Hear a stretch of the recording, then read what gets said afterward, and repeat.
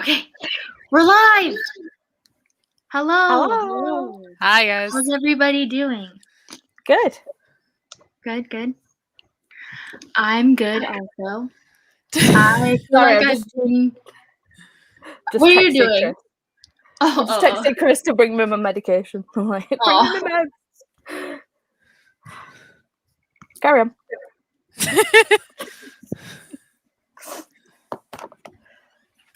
Hold on a second. I'm confused. Somebody's talking in my ears. There we go. Okay. Oh no, we lost Jackie. Sorry. The playback started happening, and I was like, "What is that?" Okay. I'm back. So, Wrong button. yay. Perfect. Okay, so yeah, let's introduce. Hi, I'm Cassie. You're on my channel. If you're not subscribed yet, subscribe. And then my mom is here. I'm excited. My mom's never been on my channel before, I don't think. So, there you are. Hello. What did you think of the book? What rating did you give it? Did you think about it? Well, I didn't actually. Just now you asked me about a rating, so I didn't really think in terms of rating, but I liked it, and it was an easy, fast to read, even though I listened to it, not read it, but it was good. Good. Sorry if you can hear a chat. Sorry, Wyatt's still awake right now.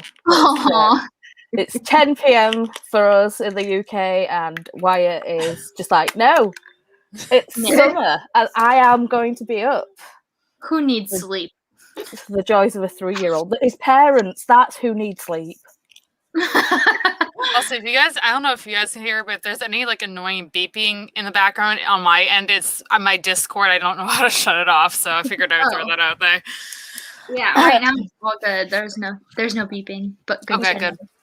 Yeah, I enjoyed it. It was it's 3 out of 5 for me. It was fairly average, I would say. It's considering it was a debut and it won the category, I thought it'd pack a little bit more punch than it did, but that's where I'm at. I like the UK cover, the white I know, cover. it's so cute. I love it. And it's got this extra random page in the front. Oh. What does it say? Best book of the year or something? Yeah, the 2020 Booker Prize. Oh! I didn't know it won that too. Wow. Mm-hmm. What about you, Jackie? What did you think? I give it a 4 out of 5 stars. I enjoyed it. Definitely had its ups and downs, like Paula said, but I enjoyed it for the most part. I literally just finished it like an hour ago, so. I've been there. I'm like, gotta finish this. And then for those watching, Jackie and Paula are both linked down below, so you can check out their channels too. I gave the book a 4 out of 5 stars. I finished it last night. I liked it a lot. It did end kind of, it feels weird saying this because we'll get into it later, but it felt like it ended a little bit abruptly. Same way, 100%. Yeah, so that's I think where I missed, like what was missing. There we go. But I really liked it. I loved all of the friendships, like oh my god, I'm gonna miss everybody's names all of a sudden. Amira and all of her friends. Yeah. Yeah, their like dynamic was really nice. I think that was my favorite part. What about you guys? What was your favorite part of it? Who wants to go first? Well, let your mom go first. Well, I was gonna. First of all, I would agree that I did not super like the ending. I also felt it ended abruptly, and I was a little bit disappointed in the way, like it didn't feel wrapped up. Like it felt like I agree. But I guess my favorite part. Well, I was a little bit like when I realized the connection between the boyfriend and stuff, but I think too, I liked her relationship with her friend. I really enjoyed watching her like kind of come to this place in her life where she wanted to figure things out. But her relationship with the little girl was really awesome. So I think maybe that's actually my favorite parts of the book was her interactions with the little girl and really being that key person for that little girl. Yeah. Yeah. That could be my mom stuff playing into that, but I was like, yeah, I loved that part too. I think it was fun to watch like the two dynamics between like Amira and Briar versus her dynamic with Mrs. Chamberlain. It was like really fascinating to watch her have both of those spaces at the same time. Those were really fun. In those like awkward moments, and of course we'll get into the Thanksgiving dinner, but oh boy. yeah, we'll get into it in a minute. Was that the part that made you laugh out loud? No, we'll get into it. Oh, okay, good. Oh, okay. So what about you, Paula and Jackie? Favorite part? I think my favorite parts. There wasn't one like groundbreaking, defining moment where I was like, "Ooh, that part was good." But I think more the parts that I really enjoyed were when Amira was standing up for herself, where she was just like, "Excuse me, no. Who do you think you're telling what to do?" No. So yeah, I think those were my favorite parts because even though she was kind of confused with where her life is and where she sees herself and what she's wanting to do, she still has that mindset of just like, no, don't be telling me what to do. So yeah, she certainly had a lot of confidence, as much as she was kind of like struggling to figure out what she wanted to do with the rest of her life. I really appreciated her like strength and knowing what she didn't want to do. Like she had a very strong sense of what was important to her and what she wanted. Yeah, definitely. I definitely agree with all that. Yeah. Her being able to stand up for herself like in those situations was incredible and very well done, and probably one of my favorite parts of the book. Besides that, again, the friendship aspect I think was great too. I love a good core central group of friends in the book, so I think that was definitely probably my all-time favorite part of the books. But I could go for anything at least. Yeah, going back to the friend group, I think the reason why I liked the friend group so much is because there was never really a moment where we had any cattiness, other than there's that one scene which also stands out to me. We'll get to it. But there is like one scene that stands out to me where there's a little bit of like frustration, but even that scene, it feels like it stems from other things, not really from each other, you know? And so I just really loved the like having that core group that is supporting each other and everything. And then I like it. I think we need to go into spoilers because I feel like at this point I'm like, okay, we have things to talk about. So much to talk about. Pretty much, So if you're watching and you haven't read Such a Fun Age yet and you don't want to know what happens, now is the time to leave. If you don't care about being spoilers, like I would disagree with you, and I think you should go read it. But if you really read it anyways, but if you really want to keep watching, that's fine. But we are going to talk about some like core scenes that happen in the book, so you've been warned. Okay. So the scene that I messaged Paula about was the one where all of it. I also messaged my mom about it. Was like, oh shit. When you realize that they're talking about each other, when you get the two stories. I had the same reaction, Cassie. I literally almost messaged you. I'm like, oh shit, Cassie, I was not expecting that. Oh no, I was so worried. And then again with the Thanksgiving, the second that the conversation starts happening, I'm like, this is not gonna go well. Nope. Like, no, I'm so worried. So those two parts almost made this book give like thriller vibes. Like, even though it's not a thriller. Yeah, and I wonder if like different people would see it as more of a thriller version. I don't know, but like for me, it was mostly a contemporary. It's definitely a contemporary. Yeah, 100%. I actually might recommend this book to my junior league book club because we have somebody in the book club who says like all books must contain some kind of murder. So we read a lot of mysteries. Yeah. But this had some sense of that. And one of the things that I really liked about this book, the author kept the characters so consistent that I listened to it on tape, which makes it a little bit easier because somebody is giving you the voice.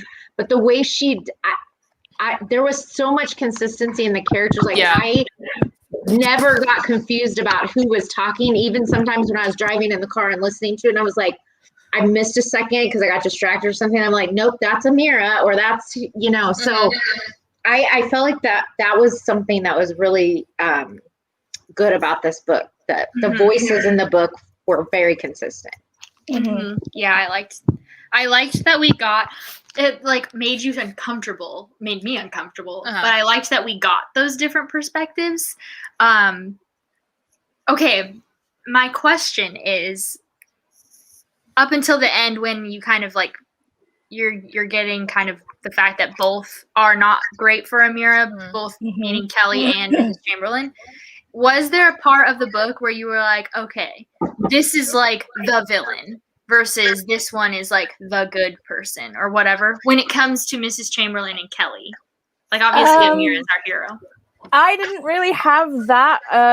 Well, when I first, because I don't like to read the synopsis. I like to go into a book kind of blind, as it were, and just let the story unfold. Because most of the time, if I read a synopsis, I will instantaneously figure things out as I'm reading, which is really frustrating for me. So I just tend to like give me a general gist, and we're good. So I'm the same way, Paula. I do the same thing. I thought that we were just following Amira's story, when Alix. I hate it, Mom. You listened to it. Is that how it's said? Alix. Alix. I hate it. I'm upset. It's and to be fair, she clearly changed her name because obviously with the whole thing, it's like, yeah, I know what she was like, she still went by Alex, so I'm just gonna call her Alex because I can't carry on saying no. But when we started getting like chapters from her, I was like, no, I don't want chapters from you. What's going on? Why are you here? And also just the sheer entitlement of Alex. My God, yes. I was just like, I can't cope with it. I mean, you get that she's a rich white lady in the thing or whatever else, but the whole entitlement of being of just like, yeah, I'm just gonna look through your phone without you knowing. Like that. I'm just gonna, I'm like, no, who the hell do you think you are? I know. Hated it. And I didn't like Kelly either, so I was just like, oh no, these are just both bad. Yeah. Well, I have to say, so two things. One, I did not hate Kelly that much. I'm not sure that they should have been together by the end. Like, I'm not saying they should have stayed together, but I didn't hate him. I thought, I knew he didn't release the tape. I was 100% sure. I'm like, no, he didn't do that. Yeah. He didn't do it. I think that, and I don't even know if I would say I hated Alix. She was annoying. But I also think I kind of understood where she was coming from and trying to reinvent herself and just trying too hard.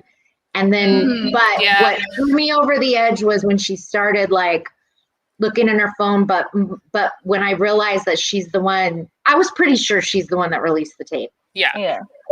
So even before they said it. So that was like the end. I'm done. But I was really concerned about how that was going to affect Briar and Amira. Oh, yeah. I thought the same For thing. me, like there was this whole thing about, but what about Briar? And the only thing that bugged me about Kelly is I didn't think he was a bad guy, but he certainly had, when the whole thing about him, when he realized who Alix was and his like push to have her quit.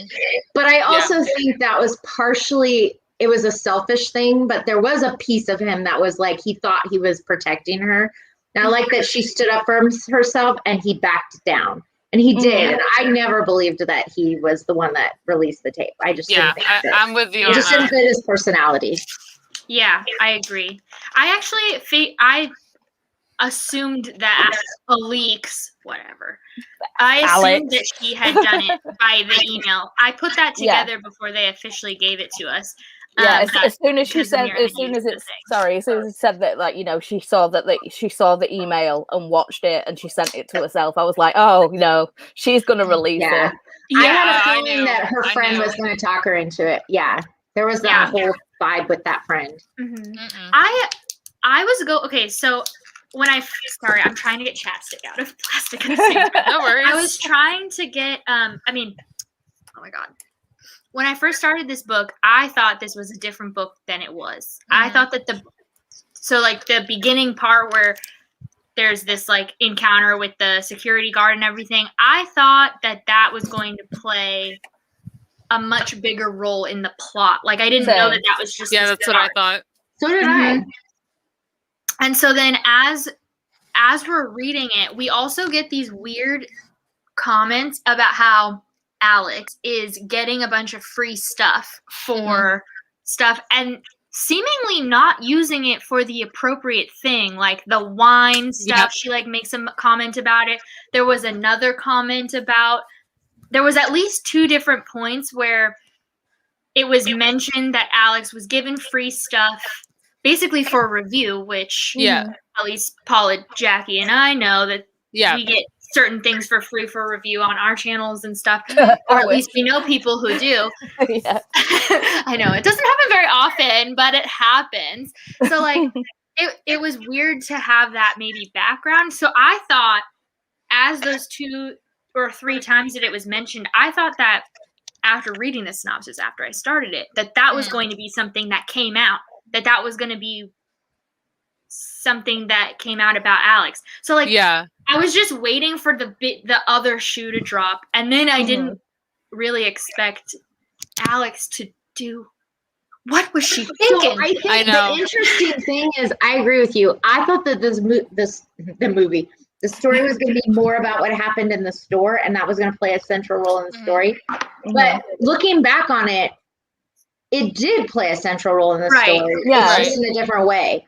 Like that thing affected all 3 of those 4, because the little girl too, well, and even the husband, so differently because of their own life experiences, right? Right. So Alex or Alex, it's like there's this history of her calling the police and causing all this drama, and then I'm sure that like triggered her for a different reason, right? Than it triggered Amira or whoever was there. So it's very interesting that it was just this little small piece of the story, but also not. Yeah.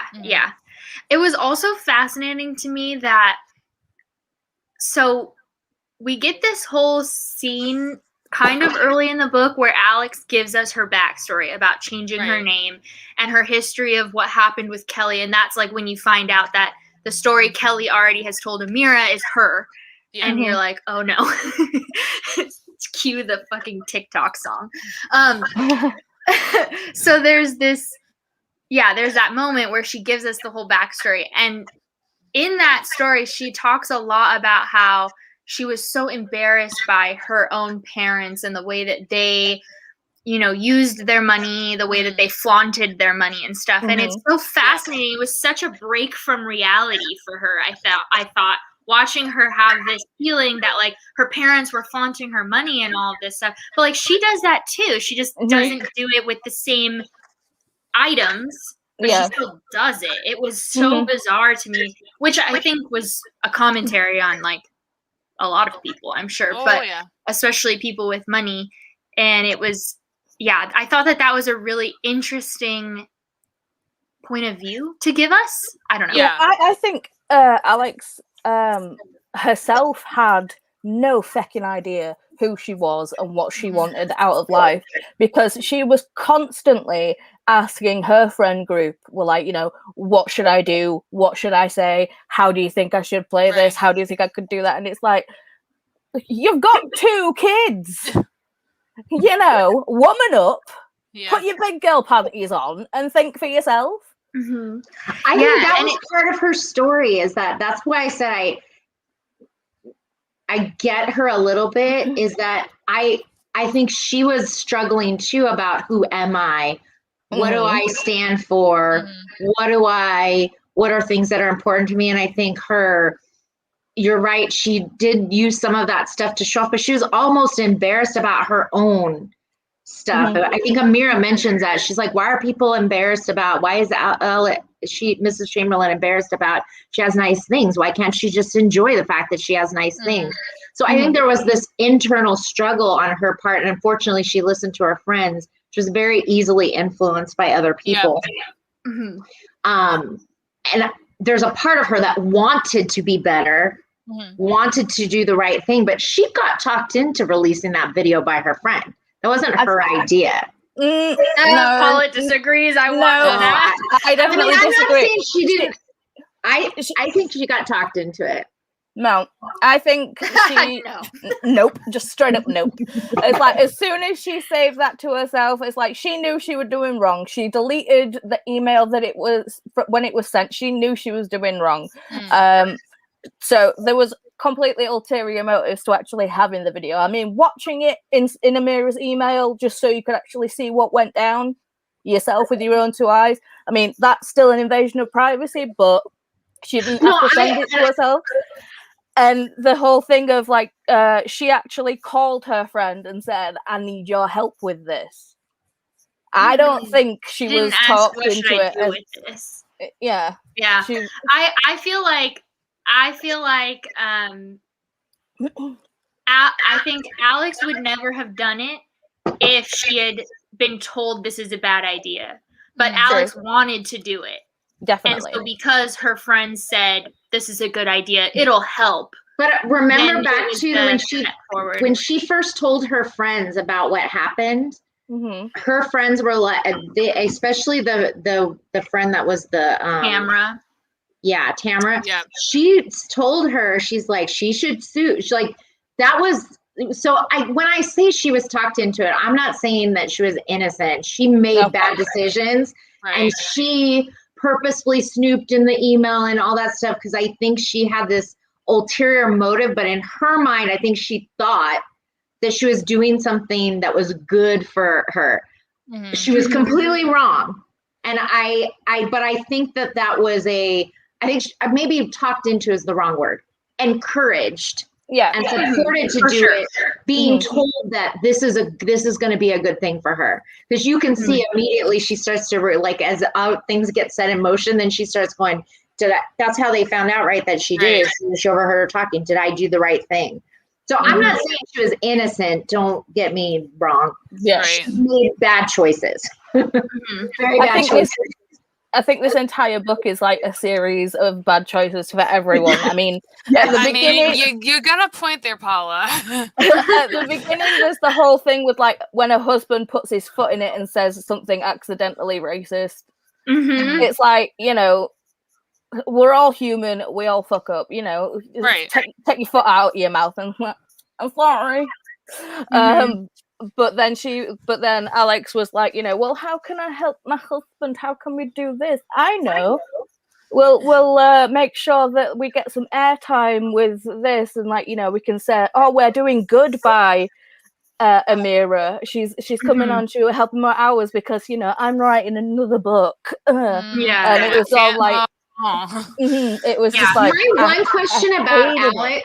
What do you guys think about this? Because I think there was a part of her that truly liked Amira and wanted to know more about her, but it was there. To me, there seemed like there was it's a selfish motive. Like it was more about her. Right. But my thought is that I guess that's kind of what I thought the book was about. Is like people do stupid shit. We all make mistakes.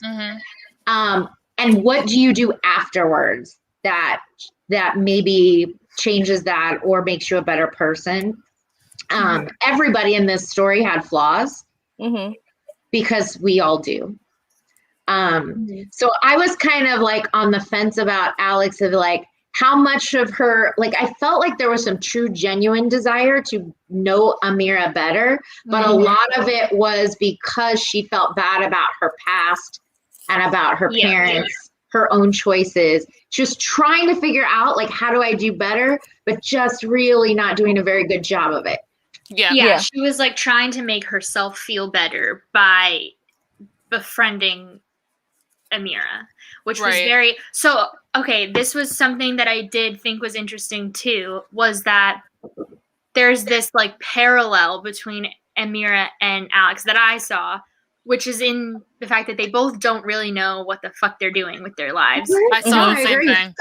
Like, it's so interesting because I feel like Amira does have this grounding of like knowing who she is, you know, when it comes to her friendship. She like has this amazing friend group. They clearly are supportive of each other and everything. But then at the same time, she like clearly isn't 100% okay with where she's at in life, what she's doing with her life, all that stuff. And then Alex she has all of this success in it, and it's kind of that like, you know, that success that comes with a lot of luck. I somehow stumbled into this career that I didn't know I even wanted. And then she's like, what do I do with it? On top of the fact that she's kind of like collecting friends. The way that she described her friend group in her point of view was so creepy to me. Like, I agree. Oh, I hated it. I hated that. And so like, so it's like, it's not the same, but because I think she's like so parallel. Insecure in her own self. She was not comfortable in the home she grew up in. Like, she hasn't quite, like, her parents died when she was young. She never quite like figured out what that meant, right? She had this horrible experience in high school, not some of it because of choices she made, right? But you know, she was young and did what, like, anyway, and she still feels like uncertain about all of that. And then the boyfriend that she thought she was in love with, you know, has sex with her and dumps her the same night. All of that, I think, created this very insecure woman who is trying to figure out where she fits into the world and what she really believes. And she never did that. Like, she's collected these friends to help navigate and guide her, because she's not confident in the choices she's made, because she's made some bad ones. She's trying to like dig out of that, but has never dug out of that. Yeah. Okay. And I think that's why she doesn't connect to her daughter Briar, by the way, because Briar is outspoken and confident, and Alex could not, like, it. She's bonded with the quiet one. Yeah. Well, and I wonder. I feel like it wouldn't be surprising if she was just as bonded with Briar at that age that Catherine is supposed to be, because Catherine hasn't like reached a personality yet. She's still like, because we don't know what she was like before. You're right. Right. And then sorry, I just need to. No, yeah, go. Sorry. As a mum, how angry were you that she left Catherine in the house by herself? And I got mad at that. Yeah. Oh, it's like I'd be outraged if I didn't have children, but oh my God.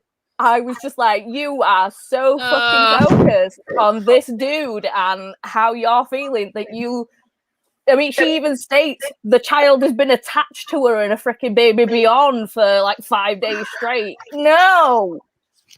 Sorry. But how did you feel about her leaving the house and leaving Catherine all alone? Catherine, the baby? Yeah, she leaves Catherine on accident when she goes to meet Kelly at work, and they have that conversation in the coffee shop. Yeah, that must have been one of the spots I missed when I was listening in the car. It was also not a very long scene, so there was like maybe 5 pages. She comes home after she has confronted Kelly in that coffee shop, and that happens. She comes home and realizes her husband isn't home. Catherine's crying in her crib. She was not home. And it's just this like, oh shit moment of, and then she has like this total like spiraling thought process of, what if something had happened to her while she was home? Was she crying that whole time? Oh my God, feeling bad of that. And then also freaking out about like, what if I had gotten hurt on my way home and then I was never able to like get her? But also another interesting comment, what she said, in her thought processes. What if the neighbors heard? Oh yeah. I mean, she is like. So I'm gonna be perfectly honest with you. I must have missed that piece as I was listening in the car because until you guys just said it, I remember the conversation with Kelly. I don't know why. Maybe I purposefully like jumped over. Like, no. No. I will say this though. I probably would have. My response to that probably would have been like hitting my forehead, but also, did she think that somebody was there? Or did she make a choice to leave her alone? No, she didn't make a choice. Focused. It was one of those of like, I forgot if she like wasn't on it. It actually reminds me of this episode of Private Practice. Okay, we're going into it. So there's this episode of Private Practice where I clearly need to get some more wine and refill up my glass. I'm listening. So Private Practice has this episode of this couple that comes in to get fertility treatments, blah, blah, blah. They want to have another kid. And then the private practice group finds out that they have lost their child due to the fact that the dad forgot the previous child in the car and the child died. And the baby was like a year old or something like that. And it's just this like really tragic story. And in that episode, they talk a lot about how like you go on autopilot and stuff. And this is not to say that Alex was on autopilot because she wasn't. Like, why was she was just going to confront Kelly. So it's like a weird part of it. I think part of me when I was reading it, I did have some empathy for her because like, if you're doing something out of the norm, it can happen. Like that shit can happen. Well, that's why I asked. Because I zipped over that part. Mm-hmm. If she was like, leaving the baby in the car, horrible decision, right? But I have seen some cases, numerous of them, where I'm like, I get it. Like as a tired parent, when forgetting that especially if you're not the person who normally takes the kid to school and put him in the back seat, you might. Anyway, horrible thing, but I can sympathize and understand how that could occur. So I guess that was my question is like, did she think that there were other people in the house and run out because she was so upset? Or did she? No, her husband had gone to work and Amira was taking Briar to like the movies or something. Yeah, the movies or something. And I think she just forgot. Yeah, that the baby was there. Yeah. Spaced out or something. She just forgot to pick her up. She forgot to bring her with her or whatever. Mm-hmm. It was just so. She was so focused in her head about what was going on. Going and telling and giving Kelly a piece of her mind. Right. Yeah. That was. I probably would have been yelling at the phone that I was listening to in the car. Going, the baby! Oh my God. Don't forget the baby! I was screaming at my response. No, I was screaming at like my iPad, or if I had the physical book on me, I was screaming at them like, "Why?" Yeah, there was another thing that bothered me too. Go ahead. I was gonna say I was more. I don't know if disturbed is the right word, but maybe upset because I kept at the Thanksgiving dinner, And not that I don't understand how this can happen, because I can.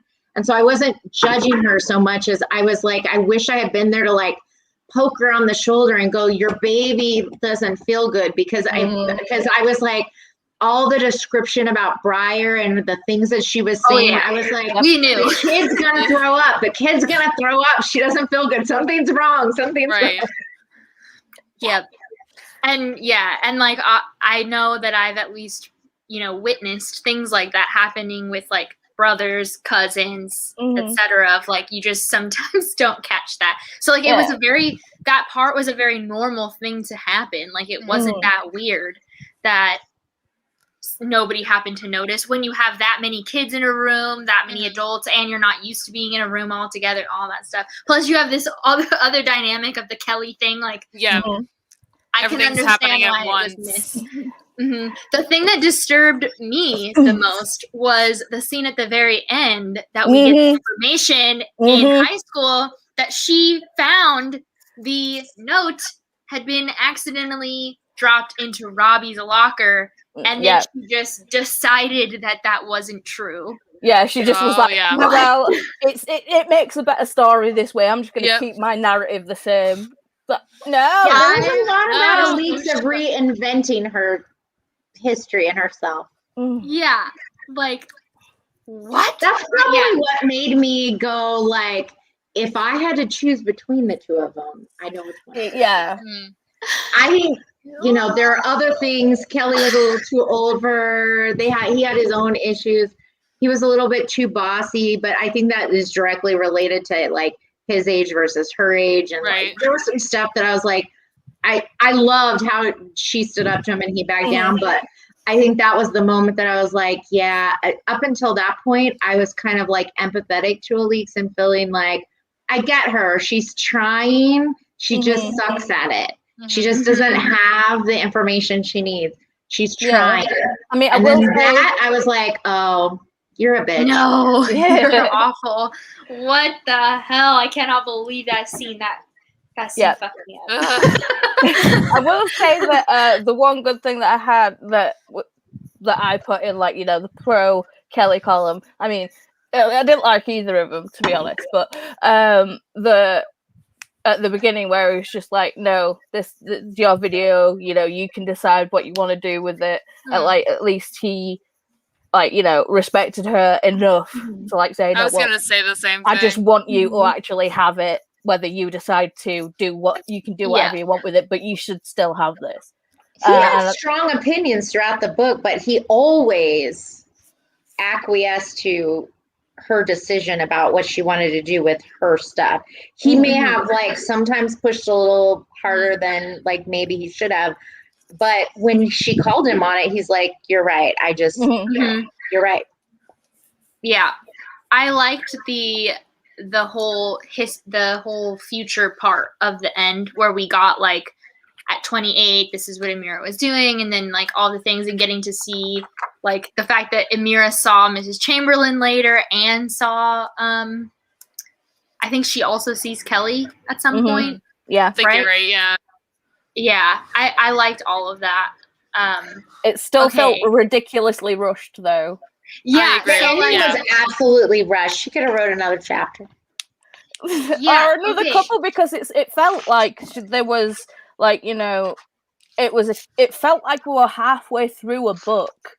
Because I would have liked to see a chapter at the end on her conversation with Kelly after she realized what had actually happened. Right. And I'm not saying they should have needed to like reconcile or end up together, but it would have been nice to see. She hinted at it, that they had a conversation and that they just, you know, they couldn't repair it, which I understand. But I would have liked to hear that. I would have liked to hear that conversation. I would like to see that. But so I don't think that they ever had a conversation, because I'm looking at that chapter. Yeah. And it says, hold on. So after her news segment, Amira didn't hear from Kelly for 6 days. She told herself that she and he were too different, that they drank too much when they were together, blah, blah, blah, blah, blah. Technically, Kelly had won when it comes to like Mrs. Chamberlain and Kelly, blah, blah, blah. Amira very publicly stuck it to Mrs. Chamberlain. And she thought he could use the, you know, remix of the breakup line as an opening line if he decided to try calling her one more time. When he did finally contact her 1 week after she quit, it was a clunky and trite text of encouragement that Amira did not enjoy. Amira, holy shit. I just saw your clip on the news. I know things are weird right now, but I'm so proud of you. I always knew you could do it. And then it seems like she never, it says, there was no way that she and Kelly would ever recover from the acknowledgement that he'd been right about Mrs. Chamberlain. Forming a relationship again would somehow dictate that he could be right about everything else when really he had a lot to learn. Amira never texted him again. His name on her phone remained "Don't answer." So she never talked to him again. To me, it felt like we were. Sorry, it felt like we were in the middle of a book, because there was, other than Amira, that, like, you know, with the, like, you know, years. It's like, you know, 10 years later. Right. That last bit, we don't get any character growth from either side of it. I mean, you'll see. Yeah, it's like we hit the climax, and then that was it. We're done. You saw Kelly for a little bit, and I'm sorry, but you can't determine how someone has changed. Well, and it seems like he hasn't. Yeah, that's well, kind of what you same with Alex when she saw her and she was talking to Catherine and stuff. It's like you can't say that that's changed because you're seeing them for like a 5-minute, if that. I was just frustrated. I don't know that we can determine that he hasn't made any changes because he reached out to her to say, I'm so, like, I'm proud of you, like, whatever you did, you stood up for yourself. But that was it. Like, we don't know what the thought process was out of it. She made an assumption that were she to talk to him again, he would always be like, yeah, but I was right. But if you truly wanted to be with someone, you wouldn't give up after sending one text. It didn't seem like either one of them really cared enough about the relationship to actually make much of an effort. The fact that Kelly was told that he was the one that did the video leak, and of course, like in the moment that night in the bar, he is trying to defend himself, but of course they're all drunk, they're all angry, emotions are high, all that stuff. It makes sense that nobody would be listening to each other in that exact moment, but he never, from what I remember, he doesn't ever really try to reach out to her the next day or anything. She starts the ball rolling after Alex comes and sees her the following day. Right. And then I don't think we get really any information about him trying to reach out to her to really tell her, like, I swear I didn't do this or anything. So it's an interesting dynamic when you're looking at that relationship. It just doesn't seem like either one of them really cared enough to, like, want to make it work. And Mira looked like she was looking for an excuse to finish things, because she even talks about it before they break up of, like, yeah, we're dating, but, like, are we really going to try to do this? Like, this doesn't seem worth it, is kind of the sentiment that you're getting from her feelings on this relationship, which, like, I can understand in certain aspects and I can't understand in others, because obviously we're talking about, like, the race aspect too. But yeah, so, like, it made sense to me that they never even had a conversation. It's the reason that I felt like it was rushed is because all of those things that we got to see about the future, it felt like it needed, like, at least 5 more pages. Right. Like, I wasn't really upset with the way it ended and shifted to kind of like a an afterward, like an epilogue. Yeah. But I feel like the epilogue needed to be longer. The part where we get to where she says it, like, switches at the very end of page 305, this part says deep into her 30s, Amira would wrestle with what to take from her time at the Chamberlain house. Some days Amira would carry the dread that if Briar ever struggled to find herself, she'd probably just hired someone to do it for her. And then it ends. That's the end line. Like, that's it. That's all we get. Like, I just felt like we needed, I don't know what I needed. Maybe I needed something about Briar later. Like, I know that that's not really the point, but I just felt like something was missing at the end. It didn't wrap enough up for me. Well, maybe it was left there for that whole talking point of, like, white privilege breeds white privilege. True. Good point.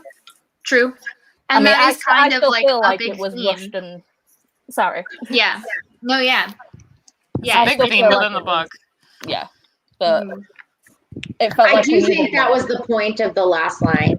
I think the idea was that part of it is that maybe Amira's presence in Briar's life changes things for her. But Briar was pretty young, and so maybe not. Well, and she like, doesn't have guidance from somewhere else, or doesn't do her own, like, I mean, Alix tried. She picked friends that she thought could guide her, right? And the reality is she got some bad advice from some of them. Yeah. And, like, we know that she has more Black babysitters, so it's not like she doesn't have outside of her own, cultural background around her. But at the same time, like, it's potential that those histories are going to repeat themselves generationally, because it's not like Alex is completely. I think the thing is so her relationships with those other babysitters are nannies, whatever. All right. nannies or whatever are a different relationship, right? That's not a even though she was in her mind would have liked to have a friendship in her mind. Yeah. Those relationships are one way because that's not the same as having a friend, right? And the friend that she happened to have, who was Black, was for whatever reason, like pushed her or encouraged her to do what was the one thing Amira asked her not to do.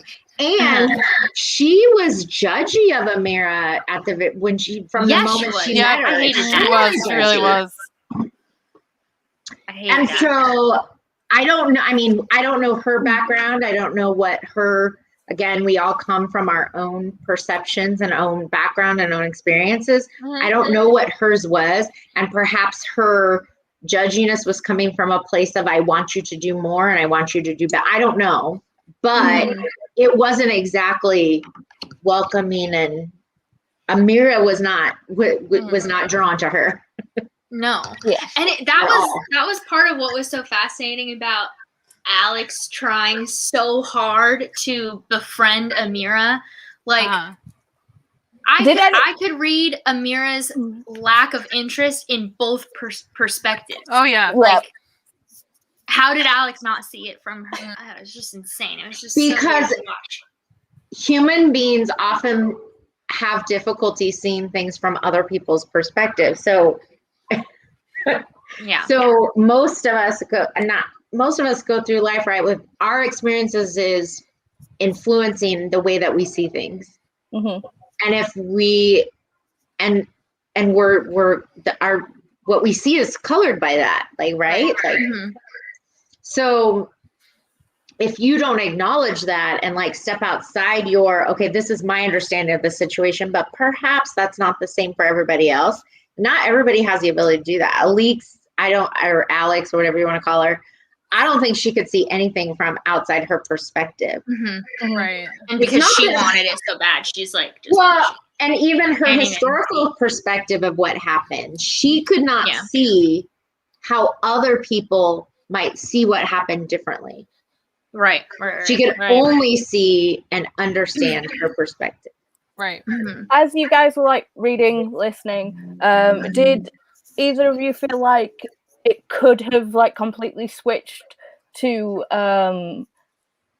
just the way that how Alex wrote about, or like how Alex wanted a relationship with Amira so badly that it felt more kind of, I don't just want a friend, I'm kind of crushing on you. Like, it felt like I kind of see that, extreme girl crush to me. I mean, even the whole thing where she's like, I can't believe like Kelly gets like, has been with her and he gets to like touch her hair. It's like, these are strange comments to think about a friend. You like took the words completely out of my mouth, Paula, because I would say it almost seems kind of stalkery in a way. Like girl crushy, stalkery. Elise is so confused. I think there's so much that could happen with Elise. Oh yeah. I honestly, she has no idea about anything in her life. I also think that this book has another theme of like what Black I can't say that word. Fetishization. I think. I think that with that being such a big theme we see throughout the book, I think that is what was going on too. You're probably right, I don't Cassie. know. Yeah, I don't know if it was specifically like a sexual what's the word I'm looking for? Like, I don't think that Alex was necessarily sexually attracted to Amira. I think there was this weird fetishization like, I need this friend. Like, I think Amira is so cool, and it's like all because she's Black, and it's just it was weird, and like it felt weird because it was supposed to, and it was uncomfortable. Like, it was uncomfortable because of that. I think all of Alex's friendships and relationships are all about trying to, like, how do I want to say this? Like, I think she's so insecure and doesn't even know who she is that all of her relationships are about, like, anybody she thinks is cool or better at something than she is. I think she clamors onto them because she feels so like floaty and I really honestly think that like she picked her friends not just because of one's black and one's this and I think it's also about who they are. Like she feels so incapable of making decisions, so incapable of, and doesn't feel confident in what she's doing. She was writing a book. She's doing all this stuff. She told Amir it was a history book. Like she has no confidence in herself. And so she latches on to whoever it gives her something, like whatever their personality is, whatever their strength is. Keep them close enough, maybe it'll rub off on me. And that was the duality between her and Kelly, because obviously he was social climbing in high school, not so much to like, because he wanted, like, he was just wanting to be with the popular kids and that stuff. Right. Alex didn't see it as I want to be with the popular kids. She was just like, okay, I need something from you as a person that I don't have myself. Right. Right. Yep. Yeah. Super fascinating. Anything that you guys feel like we've missed before we start wrapping up? And I want to talk about our next book. Deciding. I have Paula's got something. Yeah, I see Paula. I have one more thing. Just one of the bit at the beginning where she was at a conference talk, whatever, and she was breastfeeding Catherine. Well, no, she actually went away to breastfeed Catherine, and that felt more like a stunt than just being like, "Look, I'm a mum." Right. Oh yeah, that was Briar. Oh wait, yeah, she was Briar. It was Briar. Yeah, that's the whole thing that started it all off with the whole thing. But yes, it was gross. Hated it. Yeah. So it's like I like him so. Yeah, like the end result was something that I'm like, yeah, great, but it.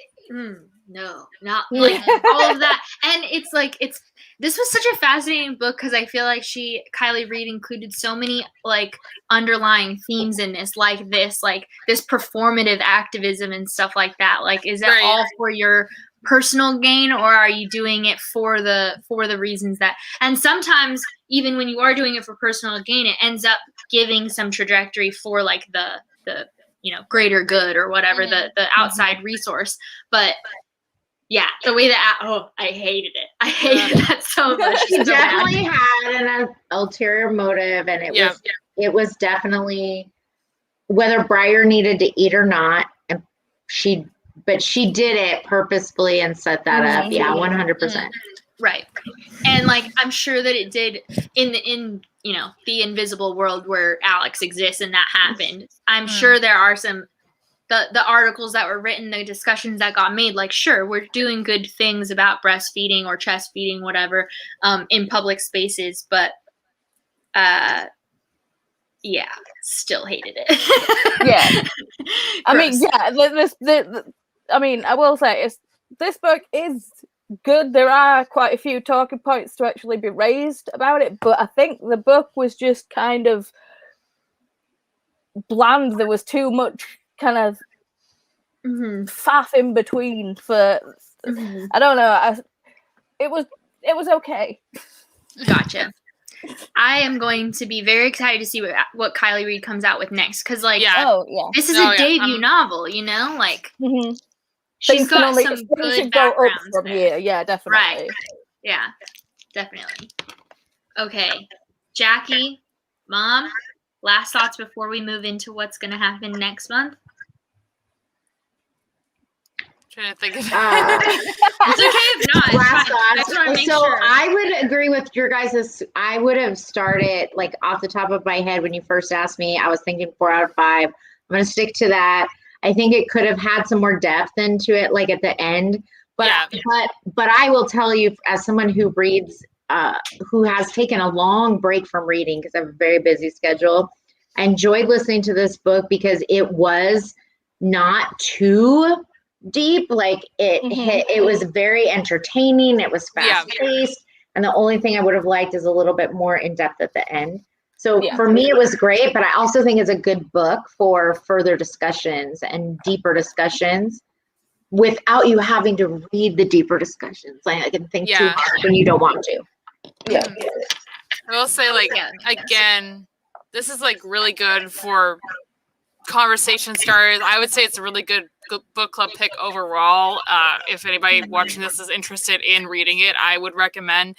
Yes, it could have some more development, but you know what? I overall enjoyed it, and I don't read a ton of contemporary, so a nice slice of life was nice for me to read, I would say. Mm-hmm. Yeah, I liked it. 4 out of 5 stars. It's definitely a book that will be something that, especially if somebody's looking for something that like isn't too, you know, painful or like hard to read, but still hits you with some of those like important Questions. Questions and like conversation starters and things. Discussions. Like I think that this is one of those books that belongs on that kind of a list because it's not like super hard, like The Hate You Give that just hurts, you know. But it still is talking about important topics like The Hate You Give. So that's I think what I think about it. Let's talk about what we're gonna read next month. So I have some books here. We need to read.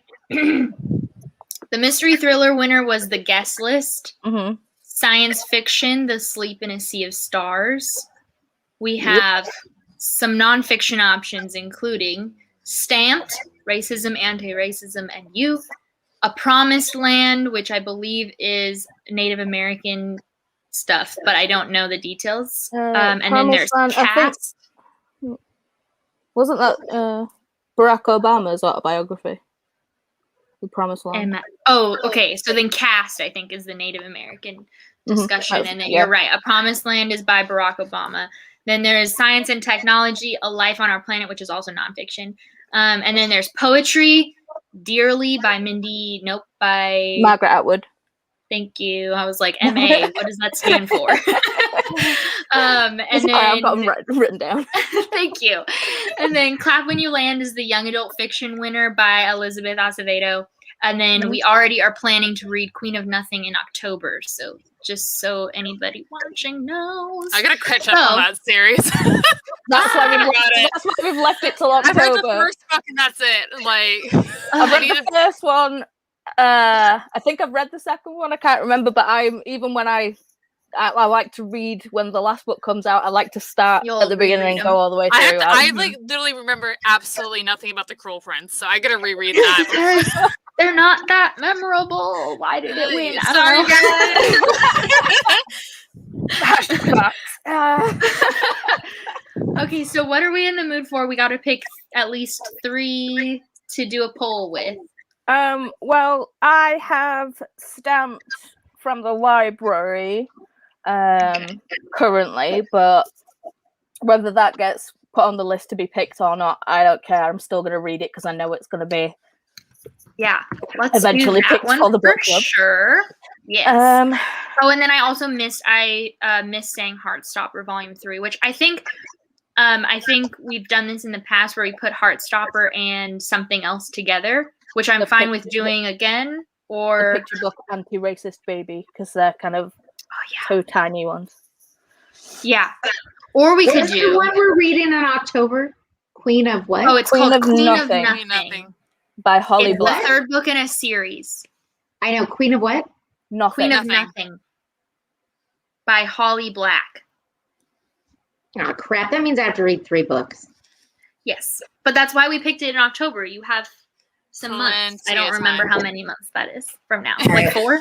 Math is not my strong suit, so. We're in May. Oh my God. Is it only 4 months? June, July, August, September, October. 5 yeah. Oh God, I was guessing because I know. Oh, like that's Sierra's at the end of 5 months October. It'll be the 3rd weekend. Well, yeah, that too. Yeah. I'm like, sure, that one too. Well, you love Barack Obama. No, you guys vote whatever you want. I said I love Barack Obama. Yeah, my mom does love Barack Obama. Well, we could do this round as all nonfiction options so that we know we'll pick a nonfiction. Do we want to do that? I'm down for nonfiction. I need to read more nonfiction anyways, so like. You guys decide. I'll read whatever you give me. This was fun. Push it Well, now. Paula, Go ahead. go ahead. No, go. No, it's fine. I was gonna say. No, I was going to say while Paula's looking, because we gave her some options, I can see her considering. I was going to say that another nonfiction that I highly recommend that I just finished is We Will Not Cancel Us. And it's free on Hoopla right now. I don't know how long it'll be on Hoopla, but it's on Hoopla and it's only 82 pages. It's super tiny. Yeah, it's free if you've not used all your credits for used all your things. We will not cancel. Wait till next month. We Will Not Cancel Us. Yeah, it's about the cancel culture and everything. Oh boy. I think it did a really good job kind of talking about the general culture and maybe some of the things that we should work on when it comes to Who's it by, do you? Adrian Marie something. I think that's something I know it's spelled like this. Okay. Marie. But I don't remember what her last name is. Yeah, that's something I would probably really enjoy because I have a lot of thoughts on cancel culture that when I read that I can talk to you guys about whether it be on live stream or not. That Cassie and I have had conversations about cancel culture and all the stuff. Oh boy, so. especially this past year. But I'll leave it at that. It's not just this last year. I mean, I took a whole year's break from Twitter because I'm just Twitter and YouTube because I'm just I just can't deal with all the toxic crap. Yep. Get back in your box. So what do you feel like, Paula? Do we want to do a nonfiction guaranteed? Or what? Well, if we're doing all nonfiction, I think the only other thing that is really there that was this stamped, there's the Barack Obama, there's the cast, and I don't know, possibly the poetry by Margaret Atwood, but they're the non-fiction-y ones that are in the entire list. Those ones, and then there's the Life on Our Planet, which is science and technology. So I'd assume it's nonfiction. Oh, have I written that one down? Yes, I did. Sorry. Yeah, that's okay. David Attenborough. I want to get that on audiobook though, because I love David Attenborough's voice. I hope he's reading the audiobook because I'd just be like, oh, it's like when I listen to an audiobook by Stephen Fry. I'm just like, just talk to me. I don't care what you say. I cannot find the Stephen Fry Harry Potter audiobooks anywhere. I'm not going to pay for them. Do you have Dropbox? Yeah. I can send them to you. Okay, we will discuss off live. Send it to me, Paula, please. Stamped, A Promised Land, and A Life on Our Planet. Okay, so those will be the 3 options that I'll post to YouTube and Twitter for a poll, and then everyone can pick, and then I'll let you guys know. And then for those who are watching, if you want to join on camera for the next live show, we're going to have to discuss a date because the normal weekend would be June 19th, but that's a lot of different things. That's Juneteenth, that's the Father's Day weekend for America also, and then I also happen to be going to San Diego that weekend, so I won't be here. So we are going to have to discuss and figure out a different day and time for next month, but I will also announce that with everything that's going on. So if you guys want to join on camera, then please DM me on Twitter or Instagram, or comment on this video too if you want to. I don't care. I'll find you if you really want to. Come join in the fun, guys. Yeah. And then obviously come join us in the comments if you don't want to be on camera too. So that's everything. Thank you guys for joining. Again, Paula and Jackie will be in the description box, their channels, so you can go check them out. And thanks to my mom for joining for the first ever time. And I'm going hope you'll join us again. I'm planning on it. Yay. She will if we get A Promised Land, because she'll be like, yes! Exactly. All right. And we're going to end